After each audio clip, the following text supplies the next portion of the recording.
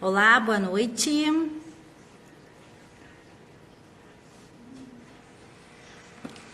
Estamos aqui para iniciar, então, a nossa live de hoje com o professor, então, e médico Dr. Gabriel Variani. Dr. Gabriel, o senhor já está por aí?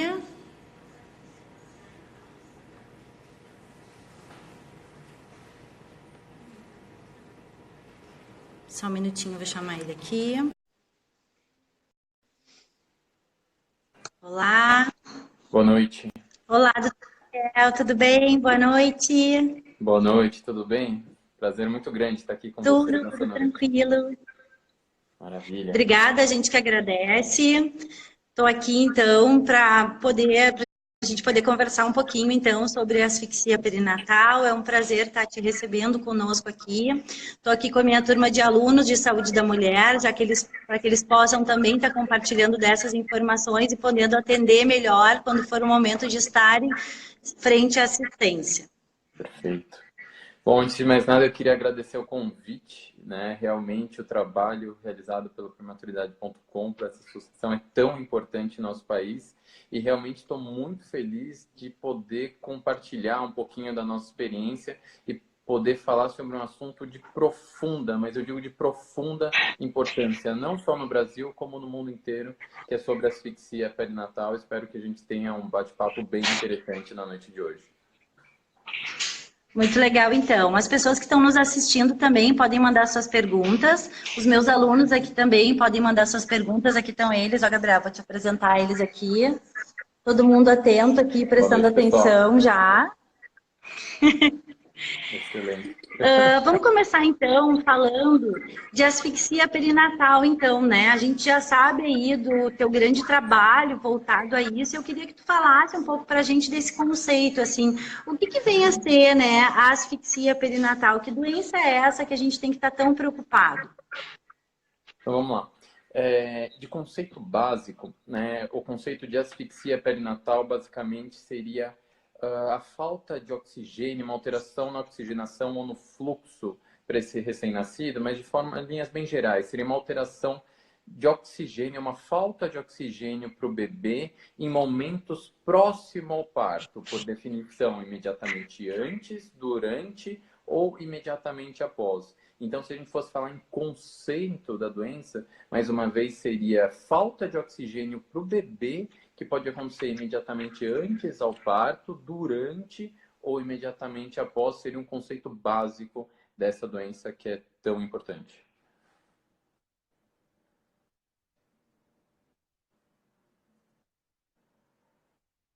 Alô?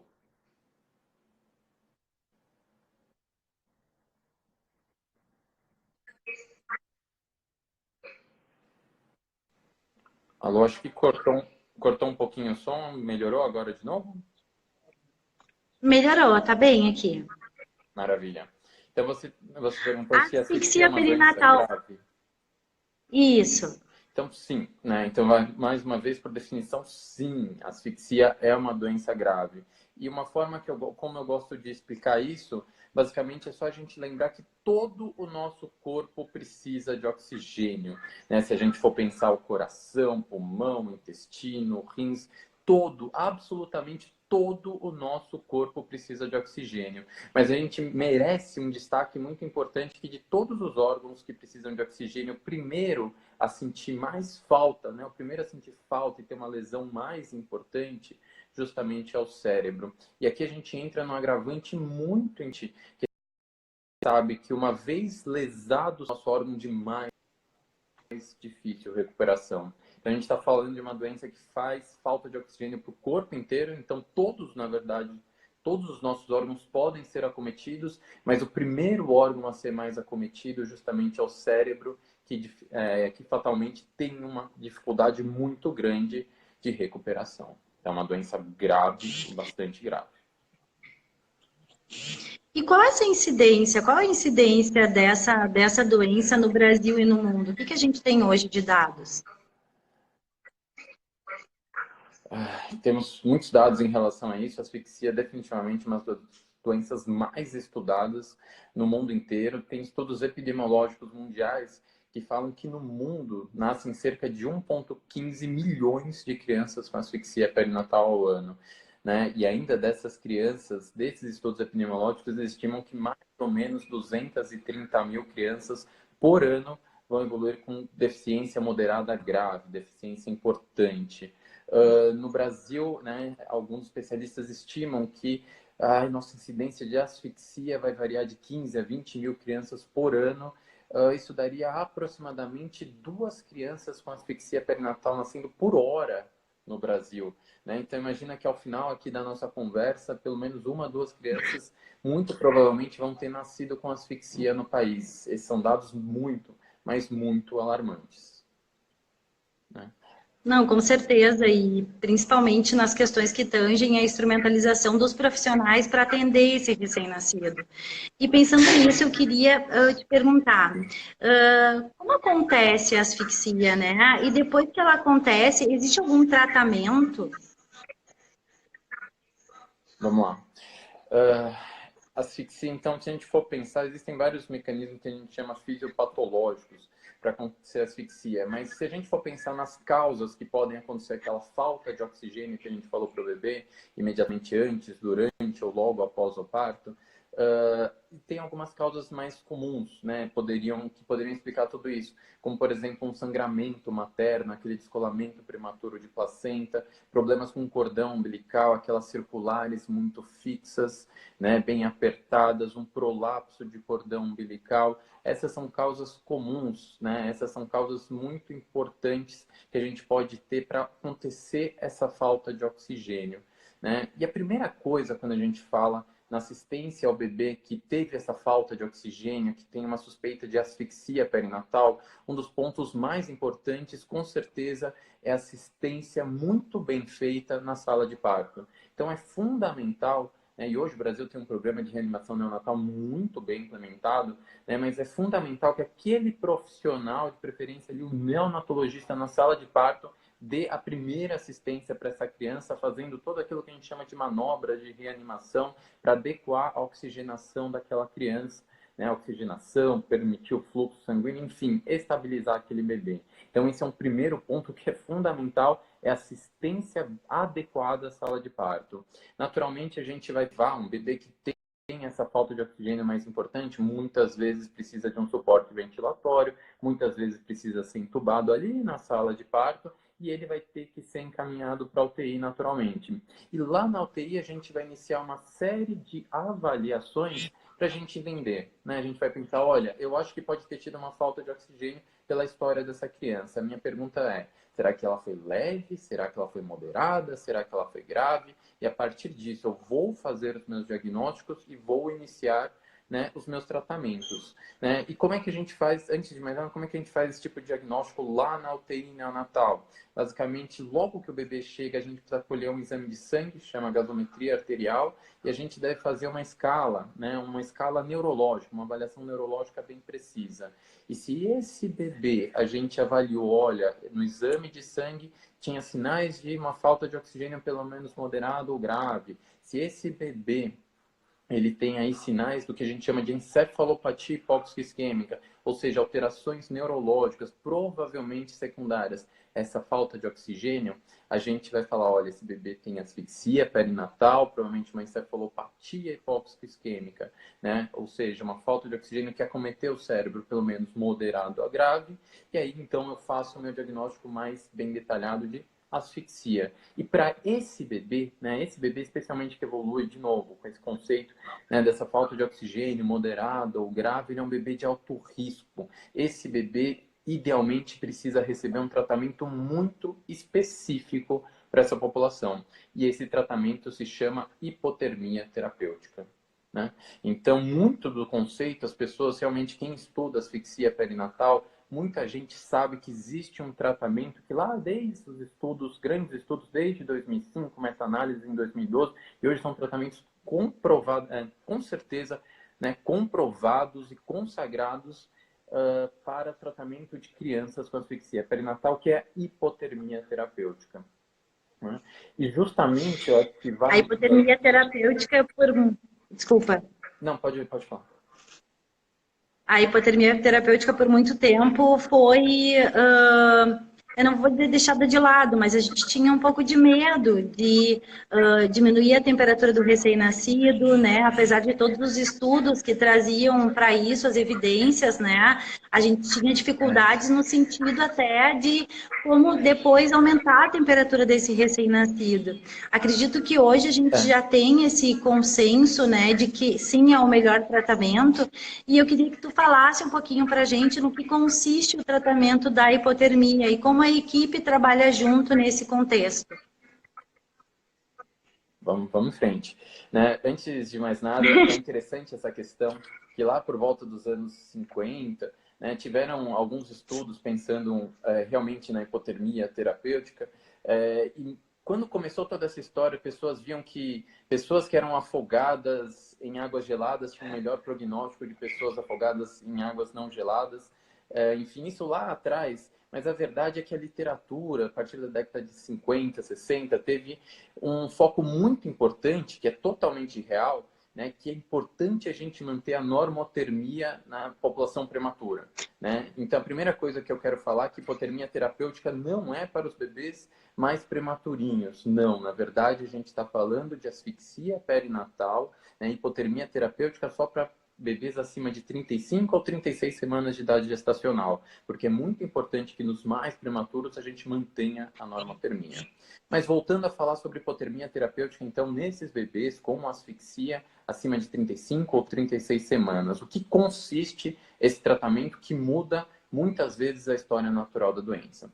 Então, imagina que a gente estava contando a nossa historinha, né? A gente teve aquele nascimento, eu tive, por exemplo, uma falta de oxigênio por causa de um sangramento materno, eu fiz as manobras de reanimação neonatal na sala de parto, eu levei o bebê para a UTI, eu coletei o exame de sangue, eu fiz uma avaliação neurológica e defini: este bebê tem asfixia perinatal. O que é importante que a gente faça nesse momento é iniciar a hipotermia terapêutica. E no que consiste? Consiste no resfriamento corpóreo dessa criança para uma temperatura entre 33 a 34 graus. Eu gosto de lembrar que a nossa temperatura é mais ou menos 36, 37 graus, a do bebê quando nasce também. Né? Entretanto, no momento que eu faço asfixia, é importante que seja o mais rapidamente possível e obrigatoriamente dentro das 6 primeiras horas de vida, eu vou resfriar o corpinho desse bebê para uma temperatura alvo entre 33 a 34, a 33,5 nossa média. Eu vou manter a temperatura dessa criança por 33 graus e meio por 72 horas seguidas e ainda não terminou, né? Depois dessas 72 horas de resfriamento, eu devo promover um reaquecimento lento e gradual e seguro, uma velocidade de 0,2 a 0,5 graus por hora. E quando eu faço esse tipo de tratamento, ou esse tratamento propriamente dito, eu tenho uma proteção neurológica muito, mas muito importante. Né? E eu acho que uma pergunta bem, mas bem válida seria, Gabriel, que os pais frequentemente perguntam para a gente: Gabriel, por que resfriar? Alguns falam congelar crianças, entre aspas, né? Protege o cérebro deles. Qual que é o racional disso? Por que resfriar uma criança vai proteger, vai diminuir a chance dela ter uma sequela neurológica no futuro? Sempre para explicar isso, né, para os pais eu falo que a gente vai ter que entender um pouquinho, né, da história natural da doença. Eu gosto de explicar da seguinte forma: imagina que estava tudo bem dentro da barriga da mãe, tudo rigorosamente bem. Em algum momento faltou oxigênio. Não importa exatamente o porquê, mas faltou oxigênio. No momento que falta oxigênio, nosso cérebro, os neurônios precisam de oxigênio. Né? E por precisarem de oxigênio, quando está faltando, eles são lesados. Eu tenho alguma morte neuronal. Eu gosto de pensar que é como se fosse uma primeira onda de lesão cerebral ou falha energética primária. O que acontece? Eu tenho essa primeira onda de lesão cerebral, o bebê nasce, o médico à beira ali na sala de parto faz todas as manobras e aquilo acaba. Ele estabiliza o bebê e acaba aquela primeira onda de lesão cerebral, que por vezes pode ser muito rápida. Só que o que acontece? Eu gosto de pensar que essa primeira onda de lesão cerebral, entre aspas, é como se fosse uma pancada. Ele é um insulto para o cérebro. Isso desencadeia uma série de reações, uma série de reações inflamatórias que entre 6 a 24 horas após, elas atingem um ápice que vão desenvolver o que a gente chama de segunda onda de lesão cerebral ou falha energética secundária. E o que que faz a hipotermia? A hipotermia diminui a inflamação, né? Ela diminui, portanto, essa segunda onda de lesão cerebral. Eu sempre faço o seguinte paralelo também quando a gente está explicando para os pais um pouquinho sobre isso. Imagina que por qualquer motivo do mundo a gente bate o nosso joelho super, super forte na parede. Na hora dói pra caramba, mas a gente bate uma vez só, né? Dá uns minutinhos, a dor tende a melhorar. Se eu não fizer nada, talvez meu joelho vai inchando, vai inchando, vai inchando, e daqui a algumas horas eu não consiga talvez nem andar. Para evitar que o joelho inche, eu coloco gelo, certo? Guardadas todas as devidas proporções, tem muitas proporções aqui, mas guardadas todas as proporções, é mais ou menos isso que a gente está fazendo com o cérebro da criança. A gente está reduzindo a temperatura, diminuindo a cascata inflamatória e diminuindo as repercussões daquele insulto inicial. E por isso a hipotermia funciona. E só para falar um pouquinho em números, né, é interessante se a gente pegar uma das principais meta-análises que comprovaram, né, que é o compilado de estudos, né, que comprovaram a eficácia da hipotermia, a gente tem, né, em risco relativo, então quando comparou a população que fez hipotermia, né, versus a que fez o tratamento standard até aquele momento, o que que eles encontraram? Né, que na população que fez hipotermia terapêutica, né, em risco relativo, a gente teve 25% menos morte, 32% menos dano neurológico grave, 38% menos paralisia cerebral. E um dado que os pais gostam de ouvir muito, e é a realidade, aumentou em 65% o número de indivíduos com desfecho normal quando foi feita essa comparação em risco relativo. E realmente é um efeito neuroprotetor muito importante, né? Dá para falar aí que provavelmente na neonatologia não tenha nenhuma metodologia específica que tenha tamanho efeito neuroprotetor, né? Então, desde essa época, essa meta-análise comprovou, acima de tudo, né, a gente sabe que a hipotermia terapêutica é o tratamento standard para essas crianças, né? O gold standard que deve ser oferecido para essas crianças quando eles têm asfixia perinatal. Você melhora muito a chance dessa criança sobreviver e, se sobreviver, ter uma qualidade de vida melhor, que é uma grande batalha na neonatologia.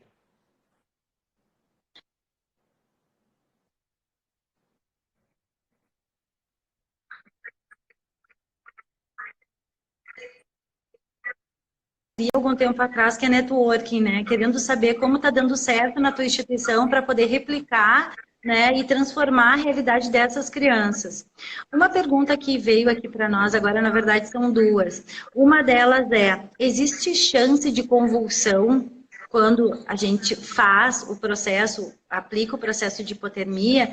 E uma outra pergunta também, se existe chance do bebê ter algum tipo de sequela? Vamos em frente.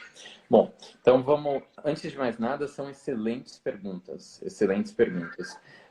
Começando a falar então sobre risco de convulsão. De todas as patologias neonatais, a asfixia perinatal é a principal causa de crises convulsivas em bebês, né? Onde os estudos, quando um bebê tem asfixia perinatal, os estudos vão variar de cerca de 23 a 24 a 62% de chance do bebê com diagnóstico de asfixia ter crises convulsivas, né? E a gente tem que tomar alguns cuidados em relação a tudo isso, né? Uma coisa importante, Gabriel, então meu bebê ele foi diagnosticado com asfixia perinatal, então ele tem um risco muito, mas muito, muito grande de ter crises convulsivas. E a verdade é, ele tem um risco muito grande de ter crises convulsivas.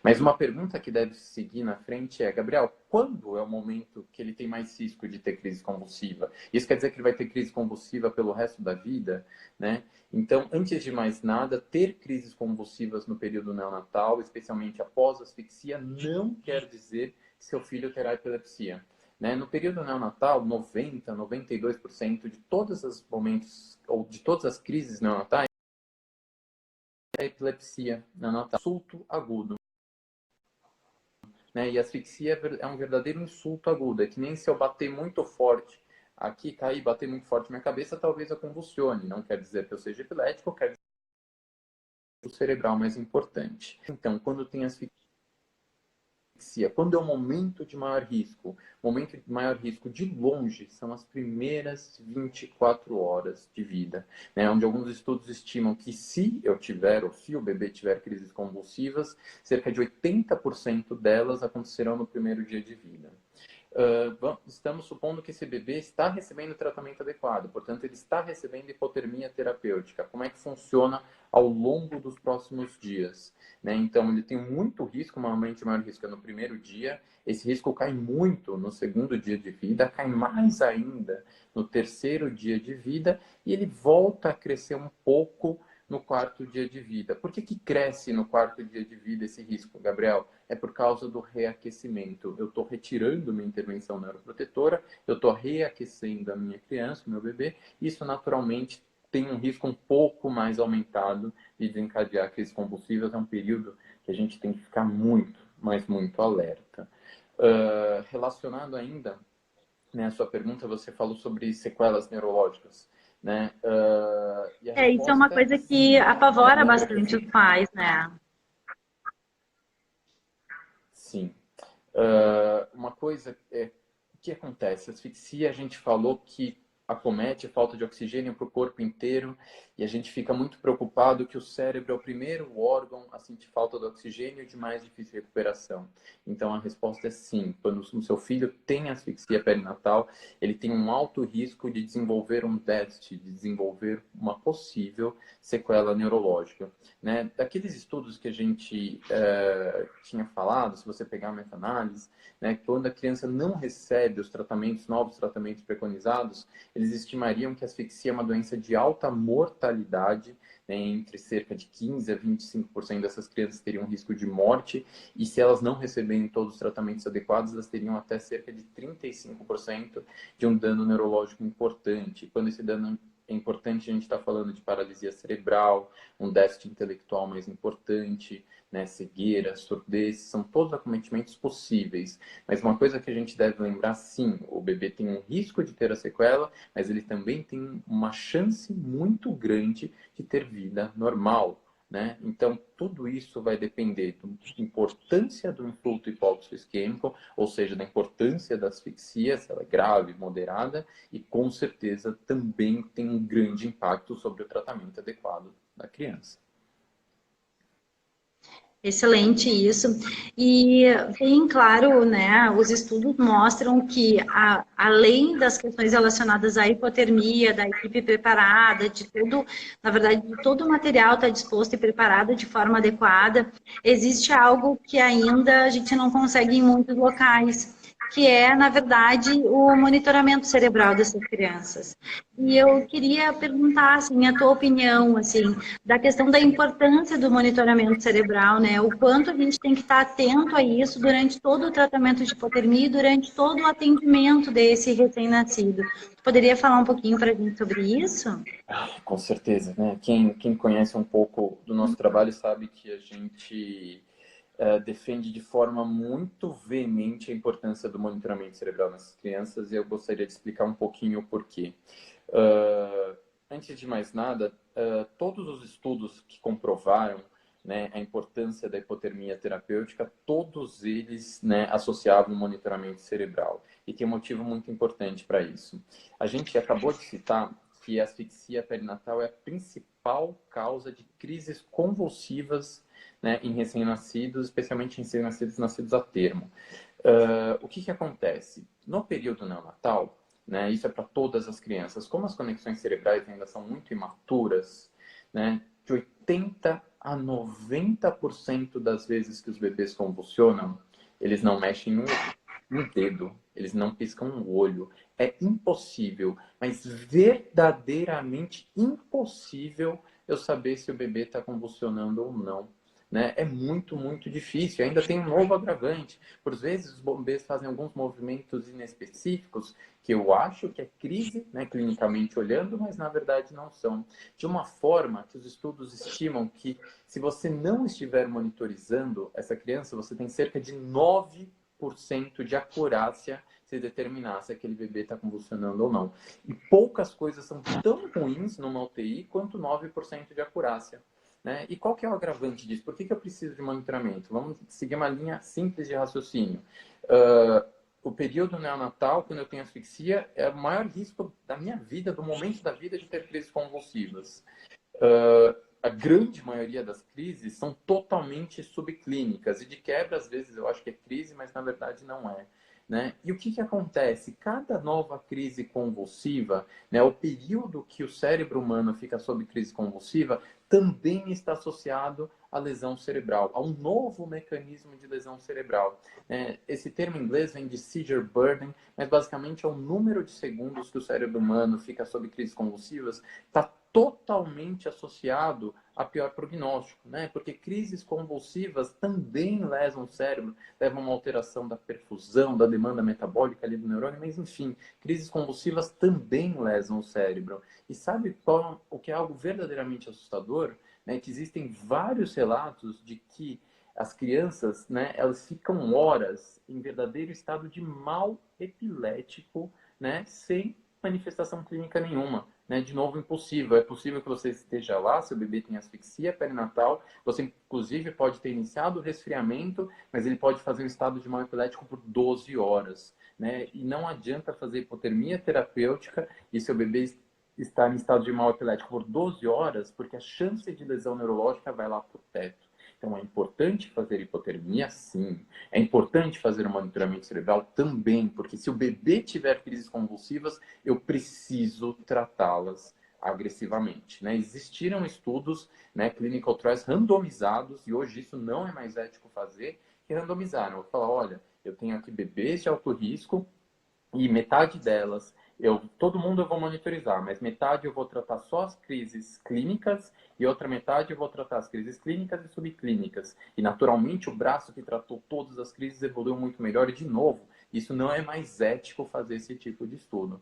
Né? Então, verdadeiramente, quando você faz o monitoramento cerebral, você consegue enxergar se aquele bebê está convulsionando ou não, com uma acurácia infinitamente maior do que sem o monitoramento, o seu resultado fatalmente tende a ser superior.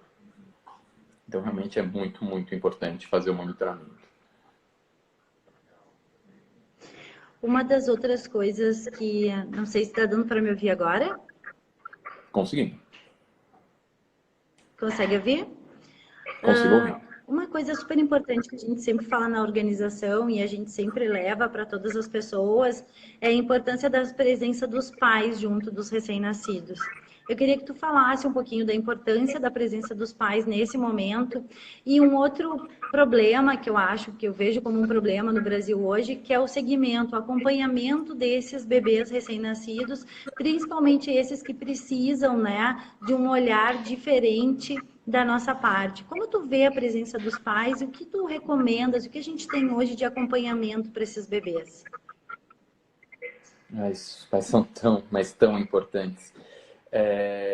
Eu sempre gosto de pensar, né, quando a gente tem um bebê grave na UTI, a gente tem que subir uma escada repleta de degrau. Degrau, degrau, degrau, degrau, até eu falo para eles que o último degrau da escada da UTI é quando, né, o bebê conhece o próprio quarto. E, naturalmente, a gente sabe que outras escadas virão pela frente, o follow-up é muito importante desses bebês. Mas eu gosto de conversar com os pais, gosto de pensar que para subir essa escada, a gente tem que ter um tripé super sólido, que ele vai ser composto de, equipe cuidadora, metodologias, tudo isso que a gente acabou de falar é muito importante, mas é um pé. O outro pé sempre é o recém-nascido, né? Que é impressionante a capacidade de recuperação que essas crianças têm, é realmente impressionante. Mas o terceiro pé, que eu gosto de pensar que é tão importante quanto os dois primeiros, são justamente os pais, né? Eu gosto de brincar que eu não falo isso porque eu quero confortar ou porque eu quero trazê-los para mais próximo da equipe, apesar de óbvio da gente precisar fazer tudo isso. Mas realmente, cada dia que passa, existe mais evidência científica da importância dos pais na UTI. De uma forma, né, desde ali do prematurinho, que tem toda a questão do pai, né, mãe, pai, canguru, né, mas também nos bebês nascidos a termo, eles são muito, mas muito importantes o contato da família frente a esse bebê criticamente enfermo. De pensar isso por um deles é porque a gente sabe que os pais eles têm uma capacidade ímpar de estímulo perante essas crianças, né? A gente gosta de lembrar que sempre quando eu tenho uma lesão cerebral, regeneração neuronal é algo um pouco difícil, não impossível, mas difícil de acontecer, mas essas crianças têm muito, mas muito o que a gente chama de neuroplasticidade, que basicamente é a capacidade que o cérebro humano tem de encontrar novas conexões e suprir outras funções. E o que acontece? É um jargão aí na medicina, toda vez que você tem uma lesão cerebral, seria importante você fazer estímulo precoce, né? E realmente não tem ninguém na UTI que tem uma tamanha capacidade de interação e de estímulo, né, do que os próprios pais. Não é fisioterapia, não é médico, não é ninguém. Os pais realmente têm uma capacidade ímpar, tem uma série de estudos, cada dia que passa saem novos estudos mostrando a importância do contato desses pais, inclusive alguns estudos mostrando aí em ressonância magnética funcional, e quando os pais ou a mãe interagem com essa criança, o número de áreas estimuladas é infinitamente maior. Existe em alguns momentos até uma certa semelhança entre as áreas ativadas no cérebro da mãe e as áreas ativadas no cérebro da criança, de uma forma que eu sempre falo para os pais uma coisa que é real, né? Não tenha dúvidas que todas as vezes que os pais entram na UTI, seus filhos sabem que são os seus pais que estão interagindo. Então, ali desde o comecinho, a interação passa a ser muito, mas muito importante. Muitas vezes o bebê está crítico, está entubado, está com droga vasoativa, né? Infelizmente a gente não consegue colocar no colo, dá para mamar, naturalmente são coisas mais difíceis. Mas o que é muito importante, mesmo que o bebê estiver crítico, né, e claro, com o mínimo de estabilidade hemodinâmica, eu sempre estimulo os pais que é fundamental, lavando muito bem as mãos, vamos lembrar da importância de lavar bem as mãos, mas pega na mãozinha do bebê, faz um carinho no corpo, faz um carinho no pé, fala, papai tá aqui, mamãe tá aqui, tudo isso já é interação, tudo isso já é estímulo, tudo isso já auxilia no tratamento que é tão importante, né? E a gente participou de um congresso internacional esse ano sobre neuroproteção e neuromonitorização. E eu lembro que ia ter uma aula sobre a UTI do futuro, né? A UTI neonatal do futuro. E eu estava bem empolgado, achando que iam falar, não, de parte robótica, inteligência artificial, novas metodologias. E é engraçado que quando o professor americano deu a aula, ele falou, a UTI do futuro vai ser aquela UTI que a gente consegue medir com muita precisão e tem a interação máxima dos pais perante a seus bebês. Né? E é interessante você ver esse tipo de raciocínio ali dos principais, dos centros mais desenvolvidos do mundo. Eles podem ter todo o recurso, mas a gente lembra que o mais importante é ter um contato muito íntimo dos pais com seus recém-nascidos. Isso verdadeiramente faz a diferença. Eu sempre falo para os pais que quando vocês entram na UTI, vocês estão recebendo um convite compulsório a fazer parte da nossa equipe, porque vocês são parte muito importante dela. Né? Então, de suma, os pais são Que muito, legal, a muito, gente muito sempre importantes. fala. Desculpa. Não, imagina. A gente sempre fala que pai e mãe não é visita, né? Pai e mãe são tratamentos para as crianças, na verdade. Esse é o grande caminho, né, da reabilitação de qualquer criança, assim, realmente o pai e a mãe fazerem parte do processo do cuidado. Sim. O nosso tempo está acabando. Quero te agradecer muito. Só que antes de terminar, eu queria que tu trouxesse um pouco do teu trabalho, né? Só te apresentando aqui rapidinho, eu vou colar agora, Gabriel. Então, o Dr. Gabriel Variani, ele é coordenador da UTI neonatal neurológica da Santa Casa de São Paulo, neonatologista do Hospital Santa Joana, fundador do PBSF, que é Protegendo o Cérebro Salvando Futuros, e membro cofundador do Newborn Brain Society, que é a Sociedade Internacional com Foco em Neuroproteção, então, neonatal. O que, para nós, mais uma vez eu repito, é uma grande honra tu estar com a gente, né? Tá podendo compartilhar conosco aí todo esse teu conhecimento e o quanto a gente pode melhorar a nossa assistência. E eu queria que tu falasse, assim, os meus alunos, os profissionais que estão nos assistindo, os pais, se a gente quiser saber mais informações a respeito disso, como proteger os bebês, quais são, né, os sinais que a gente tem que estar atento, de que forma a gente pode fazer melhor essa condução, onde a gente pode buscar mais informação sobre isso. Tu pode nos ajudar? Bom, antes de mais nada, eu queria falar mais uma vez que é um prazer enorme estar aqui com vocês nessa noite de hoje. E para falar um pouquinho do nosso trabalho, realmente a gente hoje trabalha um conceito muito importante, chama UTI neonatal neurológica, que é uma equipe, são um conjunto de conceitos justamente focados para fazer prevenção de sequelas neurológicas em bebês de alto risco. Hoje a gente tem um trabalho muito grande com a PDSF, que é o Protegendo o Cérebro, Salvando Futuros, que somos uma organização que visa difundir ensino, antes de mais nada, e facilitar bases de implantação de metodologias comprovadamente eficazes para diminuir o risco de crianças terem sequelas neurológicas a longo prazo. Né? Hoje a gente realmente atua nas 5 regiões do país, a gente está muito feliz com toda essa abordagem, mas eu acho que o mais importante de tudo é difundir a importância do melhor tratamento para cada uma dessas crianças, né, que dá para fazer mais, muitas vezes com pouco podemos ter impactos gigantescos, né, perante ao cuidado da nossa criança. Né? Hoje a gente teve um bate-papo muito importante sobre asfixia perinatal, mas a verdade é que neuroproteção podemos fazer para todas as crianças, em todas as UTIs, com pequenas ações todos os dias. Né? E eu acho que esse conceito é muito importante, que todo profissional à beira-leito esteja preocupado com o neurodesenvolvimento daquela criança, né? Que a gente lembra que toda vez que a gente previne uma lesão mais importante, eu não mudo a vida de uma pessoa, eu mudo a vida de todo o redor, da família, de todo mundo que está ao redor dessa criança. E a gente tem, né, quero saber mais, hoje a gente, de novo, acredita muito na importância da difusão desse conhecimento. Naturalmente, a gente tem um site desse programa, que é o pdsf.com.br, mas eu queria aproveitar e difundir mais 2 coisas, né? A gente realmente, hoje, a comunidade internacional vem se reunindo para atuar num conceito que eles chamam de Global Neuroprotection, né? Ou neuroproteção global, onde mesmo os países mais desenvolvidos entendem, né, que eu preciso ter um conceito muito mais amplo de estratégias de neuroproteção que vão atuar em todos os países do mundo, o maior número de locais para atingir essa população gigantesca.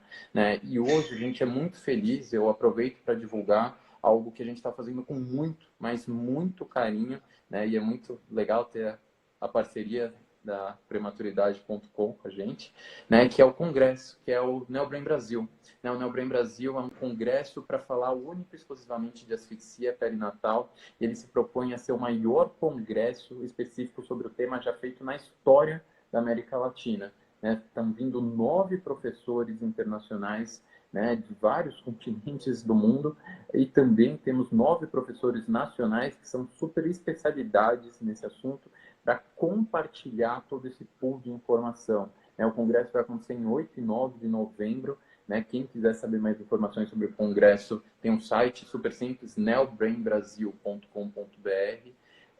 E realmente o grande objetivo desse congresso nada diferente do que disseminar conhecimento sobre esse, que é um tema de profunda importância social, econômica, tem impacto gigantesco no nosso país, mas no mundo inteiro. Né? Inclusive, todo eventual lucro que a gente tiver nesse evento vai ser revertido para a PAI de São Paulo para auxiliar justamente no tratamento de crianças com deficiência. Então, mais uma vez, eu aproveito para divulgar um pouco desse trabalho. Também queria colocar meu contato, depois, Aline, a gente pode colocar meu e-mail, qualquer pessoa que quiser saber qualquer coisa a respeito de asfixia ou de doenças, patologias de alto risco, por favor, não hesite em entrar em contato com a gente, vai ser um prazer poder conversar um pouquinho mais e estender nossa conversa. Mais uma vez, eu queria aproveitar a presença de cada um nesse nosso bate-papo de hoje, que acho que foi muito, muito enriquecedor. Obrigado por todas as excelentes perguntas.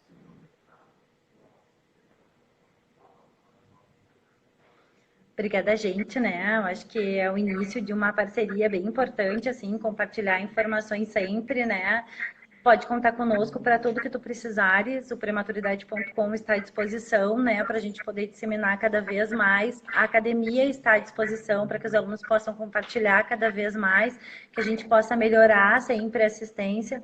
Vamos estar presente no evento, então, né, que vai acontecer dia 8 e 9. E eu queria que tu falasse um pouquinho a respeito desse evento, que eu acho que vai ser um evento bem importante para todos que puderem estar presentes, para a gente poder sair de lá realmente com a mala cheia de informações e melhorar a assistência, né? Muitas vezes a gente fica sempre no mesmo centro, pensando que a gente tem um bom atendimento, mas na verdade a gente sempre pode melhorar mais o que a gente está fazendo, né?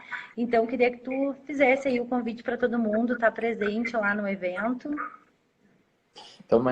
Então, mais uma vez, realmente é uma honra poder convidar cada um de vocês a estar presente conosco em 8 e 9 de novembro, aqui em São Paulo, para destrinchar tudo, absolutamente tudo sobre o tema asfixia perinatal. A gente vai falar desde ali do momento do nascimento, o período de transição, como esse bebê vai para a UTI, como é que a gente identifica se ele é um bebê com asfixia ou não, se ele precisa da hipotermia, será que existem novos tratamentos, como é que está o monitoramento cerebral em relação a tudo isso, quais são os novos tópicos relacionados a toda essa doença, como é que eu preciso fazer o follow-up. O follow-up é muito importante desses bebês, né? Então a gente vai dar desde o nascimento, essa criança lá na vida, né, pós UTI neonatal propriamente dita, né? Então vai ser muito, muito enriquecedor. A gente está esperando cerca de 1.000 pessoas. No evento realmente se propõe a ser o maior sobre asfixia perinatal já feito em toda a história aí da América Latina. Estamos tendo apoio de muitas organizações, muitas sociedades. Mais uma vez, é uma honra ter o prematuridade.com junto conosco, né, nessa importante discussão. E com certeza, eu tenho absoluta certeza que é só o começo de uma importante e bela parceria. É uma honra estar com vocês, não tenha dúvida. Obrigada, então. Boa noite. Boa noite a todos que estão nos ouvindo também. Até a próxima. Cada vez mais a gente vai trazer informação para o melhor cuidado, o melhor atendimento dos nossos bebês. E, Gabriel, mais uma vez, e parabéns pelo excelente trabalho que tu vem desenvolvendo, uma referência aí para a gente no tratamento de asfixia. Boa noite, pessoal. Até a próxima. Boa noite, Gabriel. Boa noite. Obrigado.